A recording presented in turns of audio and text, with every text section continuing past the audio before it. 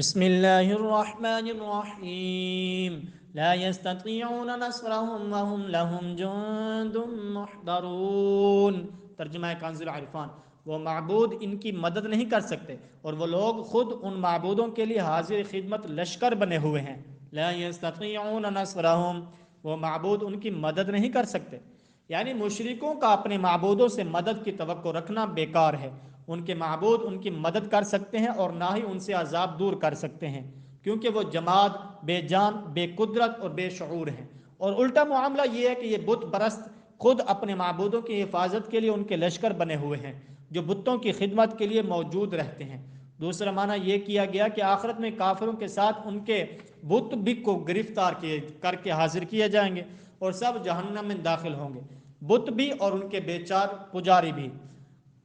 یاد رہے کہ بتوں کا جہنم میں داخلہ اپنے پجاریوں کو عذاب دینے کے لیے ہوگا اور پجاریوں کا داخلہ عذاب پانے کے لیے ہوگا۔ فَلَا يَحْزُنكَ قَوْلُهُمْ إِنَّا نَعْلَمُ مَا يُسِرُّونَ وَمَا يُعْلِنُونَ۔ ترجمہ کنز العرفان، تو ان کی بات تمہیں غمگین نہ کرے، بے شک ہم جانتے ہیں جو وہ چھپاتے ہیں اور جو ظاہر کرتے ہیں۔ فَلَا يَحْزُنكَ قَوْلُهُمْ، تو ان کی بات تمہیں غمگین نہ کرے۔ اس آیت میں اللہ تعالیٰ نے اپنے حبیب صلی اللہ تعالی وسلم کو تسلی دیتے ہوئے ارشاد فرماتا ہے کہ اے پیارے حبیب صلی اللہ تعالی علیہ وآلہ وسلم، جب یہ کفار واضح اور کھلے ہوئے امور میں بھی مخالفت ہی کرتے ہیں تو آپ کفار کی تکذیب اور انکار سے، ان کی ایذاؤں اور جفاکاریوں سے غمگین نہ ہو، بے شک ہم جانتے ہیں جو وہ چھپاتے اور ظاہر کرتے ہیں، ہم انہیں ان کے کردار کی سزا دیں گے۔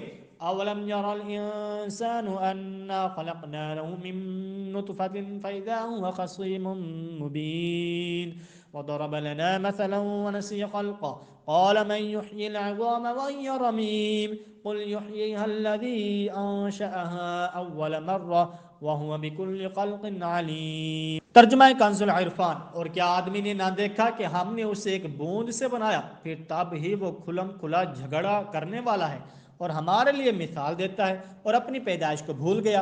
کہنے لگا ایسا کون ہے جو ہڈیوں کو زندہ کر دے جبکہ وہ بالکل گلی ہوئی ہوں؟ تم فرماؤ ان ہڈیوں کو وہ زندہ کرے گا جس نے پہلی بار انہیں بنایا اور وہ ہر پیدائش کو جاننے والا ہے۔ اولم یر الانسان، اور کیا ان آدمی نے نہ دیکھا؟ شان نزول، یہ آیت عاص بن وائل یا ابو جہل اور مشہور قول کے مطابق ابی بن خلف کے بارے میں نازل ہوئی، جو مرنے کے بعد اٹھنے کے انکار میں سرکار دو عالم صلی اللہ تعالی علیہ وسلم سے بحث و تکرار کرنے آیا تھا۔ اس کے ہاتھ میں ایک گلی ہوئی ہڈی تھی، وہ اس کو توڑتا جاتا اور حضور اقدس صلی اللہ تعالی علیہ وآلہ وسلم سے کہتا جاتا تھا کہ کیا آپ کا یہ خیال ہے کہ اس ہڈی کو گل جانے اور ریزہ ریزہ ہو جانے کے بعد بھی اللہ تعالی زندہ کرے گا؟ حضور انور صلی اللہ تعالی علیہ وآلہ وسلم نے ارشاد فرمایا ہاں، اور تجھے بھی مرنے کے بعد اٹھائے گا اور جہنم میں داخل فرمائے گا۔ اس پر یہ آیت کریمہ نازل ہوئی اور اس کی جہالت کا اظہار فرمایا گیا۔ چنانچہ اس آیت اور اس کے بعد والی دو آیات کا خلاصہ یہ ہے کہ جو انسان گلی ہوئی ہڈی کا بکھرنے کے بعد اللہ تعالیٰ کی قدرت سے زندگی قبول کرنا اپنی نادانی سے ناممکن سمجھتا ہے، وہ کتنا احمق ہے۔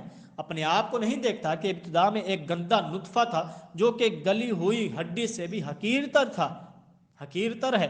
اللہ تعالیٰ کی قدرت کاملہ نے اس میں جان ڈالی، انسان بنایا، تو ایسا مغرور و متکبر انسان ہوا کہ اللہ تعالیٰ کی قدرت ہی کا منکر ہو کر جھگڑنے آ گیا۔ اتنا نہیں دیکھتا کہ جو قادر برحق پانی کی بوند کو ایک قوی اور طاقتور انسان کو صورت بنا دیتا ہے، اس کی قدرت سے گلی ہوئی ہڈی کو دوبارہ زندگی بخش دینا کیا بعید ہے، اور اس کو ناممکن سمجھنا کتنی کھلی ہوئی جہالت ہے۔ اور وہ گلی ہوئی ہڈی کو ہاتھ سے مل کر ہمارے لیے مثال دیتا ہے کہ یہ ہڈی تو ایسی بکھری ہوئی ہے، یہ کیسے زندہ ہوگی، اور یہ کہتے ہوئے اپنی پیدائش کو بھول گیا کہ منی کے قطرے سے پیدا کیا گیا ہے۔